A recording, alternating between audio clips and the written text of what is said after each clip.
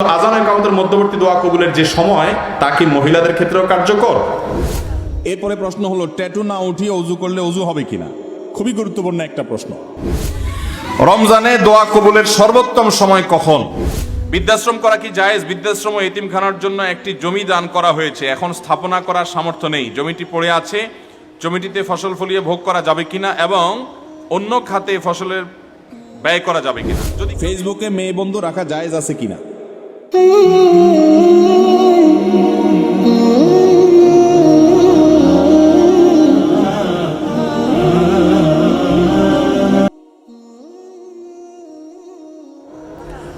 যত রকমের আমল আছে ইসলামে, যত রকমের ফজিলতের কথা আছে, পুরুষের জন্য খাস না হলে তার সবগুলো নারী পুরুষ সকলের জন্য আম। সকলের জন্য কি রে ভাই? আম, সাধারণ। অতএব আযান ইকামতের মধ্যবর্তী সময় দোয়া কবুল হয়, এটা শুধু পুরুষের ক্ষেত্রে না, নারীর ক্ষেত্রেও প্রযোজ্য। আমাদের মা বোনরা তাদের বাসা বাড়িতে ওই অবস্থায় তিনি হয়তো পাটা পুতাতে কিছু বাড়ছেন বা কোনো কাজ করছেন, রান্না বান্না করছেন, ওই অবস্থায় মনে মনে আল্লাহর কাছে দোয়া করবেন, ইনশাআল্লাহ তাআলা কি করবেন? দোয়া কবুল করবেন। এরপরে প্রশ্ন হলো, ট্যাটু না উঠিয়ে অজু করলে অজু হবে কিনা? খুবই গুরুত্বপূর্ণ একটা প্রশ্ন। আমাদের অনেক ভাইয়েরা, অনেক বোনরা আজকাল শরীরে ট্যাটু, উল্কি অঙ্কন করে। এই ট্যাটুগুলো লাগানোর পর অনেক সময় এগুলোকে আর রিমুভ করা বা দূর করার কোনো সুযোগ থাকে না। এই ট্যাটু অঙ্কন যে করে আর যে করায় দেয়, নবী করিম সাল্লাল্লাহু আলাইহি সাল্লাম বলেছেন, লানাল্লাহুল ওয়াশিমাতা ওয়াল মুস্তাওশিমা। যে কারোর গায়ে ট্যাটু লাগায় দেয়, অঙ্কন করে দেয়, আর যার গায়ে লাগানো হলো, উভয়ের প্রতি আল্লাহর লানত এবং গজব বর্ষিত হয়। শয়তানের কিছু সূক্ষ্ম কাজ আছে, এগুলোর ভিতরে একটা হলো এই ট্যাটু। মানুষের শরীরে এগুলো যখন সেট হয়ে যায়, সে আল্লাহর রহমত থেকে অনেক দূরে সরে। বিশেষ করে অনেক প্রাণীর ছবি থাকে, অনেক সময় কারোর নাম লেখা থাকে, আজেবাজে জিনিস অঙ্কন করা থাকে। আপনার পশ্চিমা দেশের মানুষগুলোর গায়ে, বিভিন্ন ফুটবলারদের গায়ে আপনারা দেখেন এখানে ট্যাটু, হাঁটুতে ট্যাটু, গালে ট্যাটু, বুকে ট্যাটু, পুরার শরীরে অঙ্কন করে কি করে। আপনাদের কাছে কেমন লাগে জানি না, আমার দিকে তাকাইলে তো আমার কাছে বান্দর বান্দর মনে হয়। রুচি বলতে কিছু আছে। আল্লাহ তাআলা বলেছেন, লাকাদ খালাকনাল ইনসানা ফি আহসানি তাকওয়িম। মানুষকে আল্লাহ সবচেয়ে সুন্দর অবয়ব দিয়ে সৃষ্টি করেছেন। কিসের এর মধ্যে আঁকাআঁকি করে, ট্যাটু দিয়ে আস্ত শরীরটাকে অসুন্দর করে। বাংলাদেশে অনেক কোম্পানি বাইর হয়েছে, যুবকদেরকে ট্যাটু বেচা তাদের ব্যবসা জমানোর জন্য একটা মিথ্যা মাসআলা, ভুয়া মাসআলা তারা বের করছে। সেটা হলো, তারা বলে যে এই ট্যাটু লাগলে অজুতে কোনো অসুবিধা হবে না। ট্যাটু যদি শরীরে কেউ লাগায়, নিজের ত্বকের উপরে আলাদা আবরণ সৃষ্টি হলে সেখানে যতই পানি দেন আপনি, অজু হবে না। অনেক ভাইরা আছেন, অনেক বোনেরা আছেন, না বুঝা লাগাইছেন, এখন বলে হুজুর কি করব।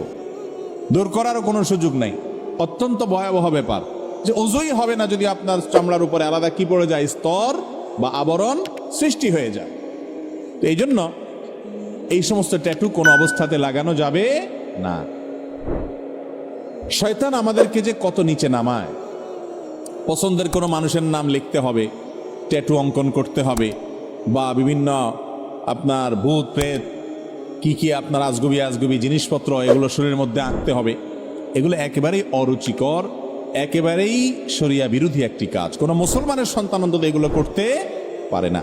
নবী করিম সাল্লাল্লাহু আলাইহি সাল্লাম বলেছেন, একটা সময় আসবে, ও আমার উম্মতরা, তোমরা তোমাদের পূর্বের যারা ধ্বংস হয়ে গেছে, আল্লাহর গজব প্রাপ্ত হয়ে গেছে, তাদেরই পিছে পিছে ঘুরবা, তারা যা করে তা করবা।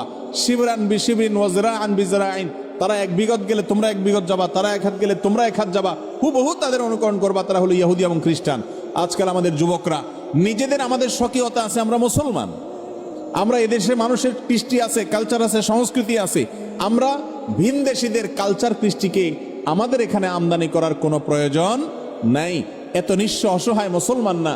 ইসলামে কোনো কিছুর অভাব নাই। বিনোদন করবেন, আনন্দ করবেন, নিজের স্ত্রীকে ভালোবাসা পেশ করবেন, বৈধ প্রেম, বৈধ ভালোবাসা, হালাল ভালোবাসাতে আপনি এনজয় করবেন, সকল ব্যবস্থা আছে। আপনি তাদের সিস্টেম ধার করার দরকার নাই, ইসলামের মধ্যেই আছে। এই জন্য এই ট্যাটু অঙ্কন করবেন না, খবরদার। শয়তান একবার ফাঁসায় ফেললে এরপর সারা জীবন কাঁদবেন, কাজ হবে না, ওইটা দূর করতে পারবেন না হয়তো। রমজানে দোয়া কবুলের সর্বোত্তম সময় কখন?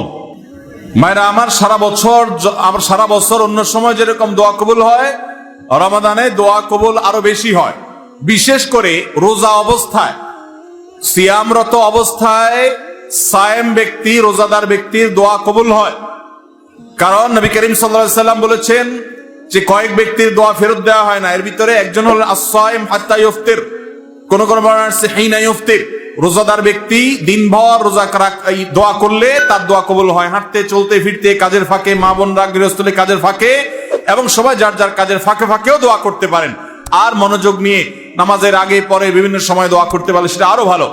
সেই সাথে আমাদের ইফতারের আগ মুহূর্তে কোন কোন বর্ণনা মতে দোয়া কবুল হয়। আমরা ভোর রাতে সারি খেতে উঠি, সারি খাওয়ার সময়টা ভোর রাতের সময়টা দোয়া কবুলের সময়। রমজান মাসে এই সময়টাকে আমরা বিশেষভাবে আমরা দোয়ার জন্য নির্ধারণ করতে পারি। তাহলে দিনভর ইফতারের আগে ওই যে সারি খেতে উঠলে এই সময়গুলো বিশেষভাবে আমরা দোয়ার প্রতি যত্নবান হবো। আল্লাহ আমাদের তৌফিক দান করুন।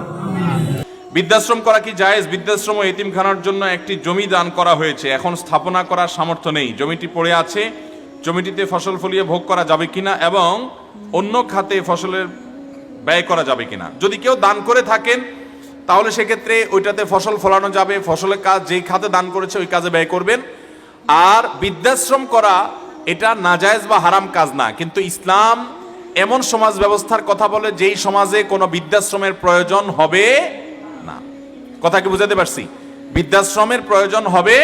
বৃদ্ধাশ্রমের কেন প্রয়োজন হবে? সন্তান বাবা মাকে দেখাভাল করবে, বাবা সন্তান যদি না থাকে তাহলে অন্য কারো না কারোর উপর ইসলামের দৃষ্টিকোণ থেকে দায়িত্ব বর্তাবেই, কেউ না কেউ দায়িত্ব নিতে বাধ্য। বৃদ্ধাশ্রমের প্রয়োজন নেই আলহামদুলিল্লাহ। এর জন্য মুসলমানদের সমাজগুলোতে বৃদ্ধাশ্রমের কালচার সেভাবে নাই। আল্লাহ তাআলা আমাদের দেশে যেন বৃদ্ধাশ্রম করার জন্য প্রয়োজন না হয় সেই তৌফিক আমাদেরকে দান করুন। ফেসবুকে মেয়ে বন্ধু রাখা জায়েজ আছে কিনা? ফেসবুকে ফ্রেন্ড লিস্টে কোনো মেয়েকে বন্ধু হিসেবে রাখবেন কিনা? এর উত্তর হলো, যদি কোনো মেয়ে বন্ধু আপনার ফেসবুকে অ্যাড করেন, তার সাথে চ্যাটিং করার সুযোগ তৈরি হবে, সে কমেন্ট করবে, সে লাইক করবে, তার আপনার পোস্টে সে লাভ রিয়্যাক্ট দিলে আপনার ভিতরে উতাল ফতাল শুরু হয়ে যাবে, এরকম আশঙ্কা যদি হয় তাহলে সেক্ষেত্রে ওই মেয়ে বন্ধু নিজের ফ্রেন্ড তালিকায় রাখা জায়েজ হবে না। আপনার চরিত্র নষ্ট হতে পারে, আপনার মাথা চিন্তার ভিতরে বাজে কল্পনা আসতে পারে, এরকম পথে আল্লাহ বলেছেন যেও না, ওয়ালা তাকরাবুজ জিনা, জিনার কাছেও যেও না। আপনি হয়তো বলতেছেন না কি আর হবে, আস্তে আস্তে আস্তে আস্তে ঠিকই অনেক কিছু হয়ে যাবে, ঈমান নষ্ট হবে, আমল নষ্ট হবে, আপনি খবরও রাখতে পারবেন না। আর যদি এরকম না হয়, আপনি চিনেন জানেন সিনিয়র কোনো মানুষ বা এমন মানুষ যে ফালতু কোনো মানুষ না, আপনি জানেন শুনেন বুঝেন, এবং তার সাথে আপনার বন্ধু তালিকায় থাকলে আপনার লেখা, আপনার বক্তব্য, আপনার ভালো ভালো পোস্ট সে দেখবে, তারটা আপনি দেখবেন, সেও ভালো মানুষ, এরকম উদ্দেশ্য থাকে এবং ফিতনার ভয় যদি না থাকে তাহলে সেক্ষেত্রে এটা জায়েজ আছে। মনে রাখবেন, ফিতনার আশঙ্কা যদি একটুও থাকে, একজন ইমানদার তিনি নিজেকে কোনো অবস্থাতে অসতর্ক করবেন না, তিনি সবসময় সতর্ক করবেন। দুনিয়ার ব্যাপারে আমরা কোনো রিস্ক নেই না, কিন্তু আখিরাতের ব্যাপারে আসলে ইবলিস আমাদেরকে বলে আরে কি হবে, কিছু হবে না, দিনই বইন কোনো অসুবিধা নেই, এরকম বলে বলে ইবলিসে কি করে আমাদেরকে নিচের দিকে নামায়। খবরদার, ফেসবুকে মেয়েদের সাথে তাদের কোনো পোস্টে রিঅ্যাক্ট করা, কমেন্ট করার ক্ষেত্রে ব্যক্তিগতভাবে আপনার মনের ভিতরে কোনো ফিতনা আসতে পারে এরকম কথা লিখবেন না, এবং তাদেরটাও অ্যাকসেপ্ট করবেন না। যদি কোনোটা একটু বেলাইন ভাব দেখেন, ওটাকে ব্লক লিস্টে পাঠিয়ে দিবেন, যদি ঈমান আমল ধরে রাখতে চান। চেষ্টা করবো তো ইনশাআল্লাহ।